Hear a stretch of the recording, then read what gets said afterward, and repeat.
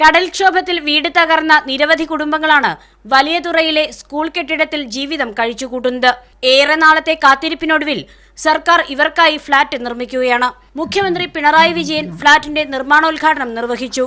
കേരളത്തിന്റെ തീരത്ത് കടലിന്റെ കെടുതികളും വറുതികളും അനുഭവിച്ച് ജീവിതം തള്ളി നീക്കുന്ന മത്സ്യത്തൊഴിലാളി സമൂഹത്തെ വികസനത്തിൻ്റെ മുഖ്യധാരയിലേക്ക് കൊണ്ടുവരാൻ നമുക്ക് ഇതേവരെ കഴിഞ്ഞിട്ടില്ല.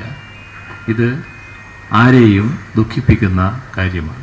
മുട്ടത്തറയിലെ 3.5 ഏക്കർ സ്ഥലത്താണ് 8 ഫ്ളാറ്റുകൾ അടങ്ങുന്ന 20 നില ബ്ലോക്കുകളായി കെട്ടിടം ഉയരുക. 160 ഫ്ളാറ്റുകളാണ് സമുച്ചയത്തിൽ ഉണ്ടാവുക.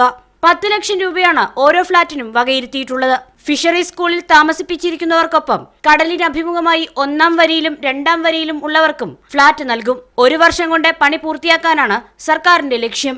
മീഡിയ 1 തിരുവനന്തപുരം.